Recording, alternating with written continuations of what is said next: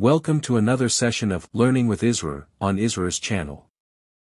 Today's topic is an analytical mapping of inventory in a supply chain, one of the most significant analytical approaches in supply chain management.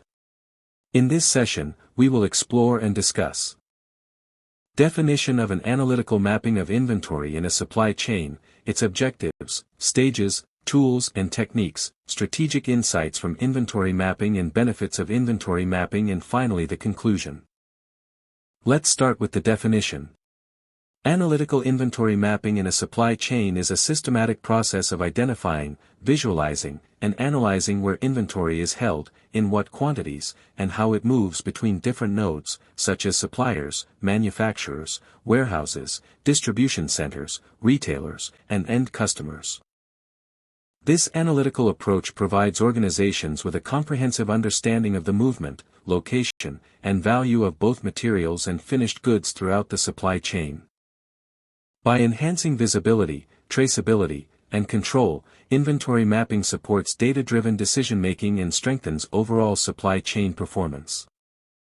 Inventory plays a pivotal role in maintaining the continuous flow of materials, components, and finished products across the network.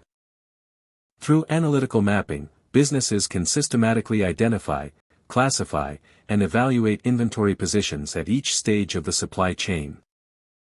The insights gained enable optimization of cost efficiency, service levels, and operational performance, ensuring that the right products are available at the right place and time while minimizing excess or obsolete stock. After defining the analytical mapping of inventory in supply chain, now let's discuss the primary objectives of analytical inventory mapping, which are to enhance visibility, efficiency, and strategic control across the supply chain. Specifically, it aims to enhance inventory visibility, optimize inventory levels, improve demand-supply alignment, reduce costs and waste, enhance decision-making, strengthen supply chain responsiveness, improve service levels and support risk management. The main objective of analytical inventory mapping is to enhance inventory visibility and provide a clear and real-time understanding of where inventory is located, in what quantities, and in what condition across all supply chain nodes. Another objective of analytical inventory mapping is to optimize inventory levels and maintain the right balance between supply and demand, avoiding both stockouts and overstock situations by analyzing consumption trends and replenishment cycles. Analytical inventory mapping improves demand and supply alignment to synchronize inventory positions with demand forecasts and production schedules, ensuring timely availability of materials and finished goods. Analytical inventory mapping also reduces costs and waste by identifying excess, obsolete, or slow-moving inventory and minimize carrying costs, storage expenses, and material wastage. Analytical inventory mapping also helps to enhance decision-making to provide accurate data and analytical insights that support strategic decisions related to procurement, production planning, and distribution. Analytical inventory mapping objective is to strengthen supply chain responsiveness to increase the agility of the supply chain by quickly identifying bottlenecks, lead time variations, or disruptions affecting inventory flow. Analytical mapping of inventory improves service levels by ensuring product availability and timely delivery to customers, enhancing customer satisfaction and loyalty. Another objective of analytical mapping of inventory is to support risk management by mapping inventory dependencies and critical stock points, helping organizations anticipate and mitigate supply chain risks. After defining and explaining the objectives of analytical mapping of inventory, let's now discuss stages of analytical inventory mapping.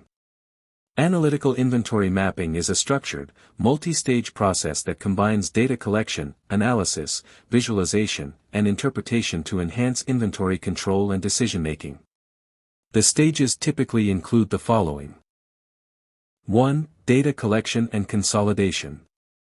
2. Inventory classification and segmentation. 3. Mapping inventory flow and location. 4. Analytical evaluation and performance assessment. 5. Optimization and decision implementation. 6. Continuous monitoring and improvement. The first step in analytical mapping of inventory in a supply chain is the data collection and consolidation, which is done to gather accurate and comprehensive data on inventory across the whole supply chain. Key activities in data collection and consolidation are: collecting data from suppliers, warehouses, production units, distribution centers, and retail outlets. Recording inventory quantities, SKUs, lead times, reorder points, and movement history. And then consolidating data from ERP systems, spreadsheets, and manual records into a unified database. Outcome of this step is a reliable and complete dataset for analysis. After data collection and consolidation, the next step is inventory classification and segmentation, in which we categorize inventory based on its value, movement, and criticality. Key activities in inventory classification and segmentation are: applying ABC analysis, in which we categorize the inventory by value or usage, and in XYZ analysis by demand variability. Then we classify items into fast-moving, slow-moving, and obsolete categories, and finally, we segmenting the inventory by function or shape, like raw materials, work in progress, WIP, and finished goods. Outcome of this step is getting prioritized inventory groups to develop targeted management strategies to optimize inventory in the supply chain. After data collecting, consolidating, and categorizing, the next step is mapping the inventory flow and locations to visualize where inventory is held and how it moves through the supply chain. Key activities in mapping inventory flow and location are: creating a visual map, linking suppliers, plants, warehouses, and customers. Identifying inventory accumulation points and flow bottlenecks. And then mapping both physical flow, in which we see materials movement, and information flow, in which we map the orders and replenishment signals. This step shows us a detailed flow diagram showing inventory pathways and dependencies.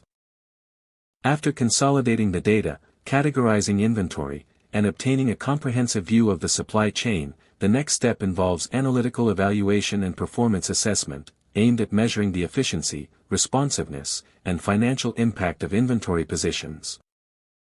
Key activities in analytical evaluation and performance assessment are: calculating key performance indicators, KPIs, such as turnover ratio, days of inventory, and service level. Performing trend analysis and root cause identification for inefficiencies. Analyzing safety stock levels, lead time variability, and replenishment frequency, EOQ.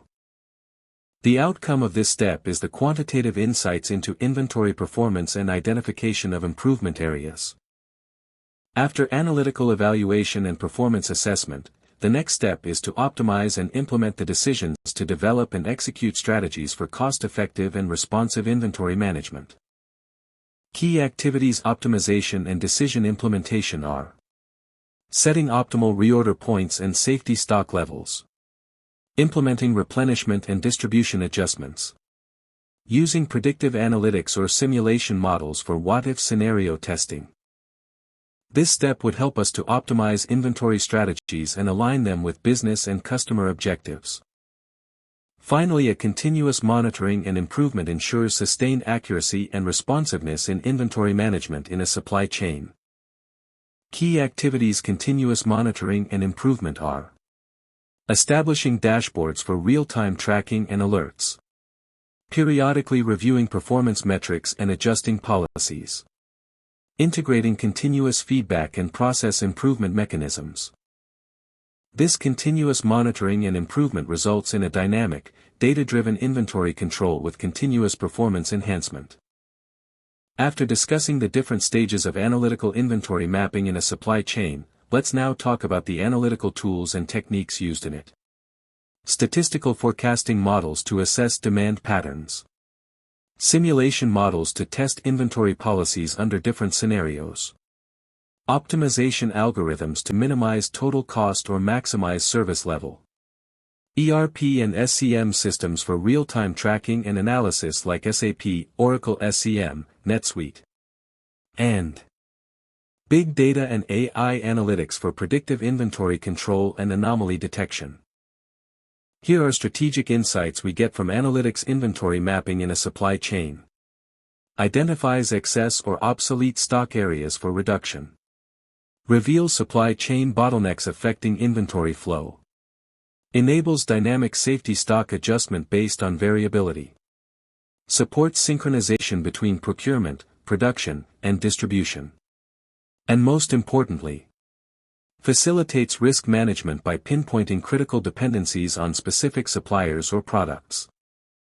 Finally, we can conclude by saying that analytical mapping of inventory in a supply chain is far more than a visualization exercise. It serves as a strategic decision support tool.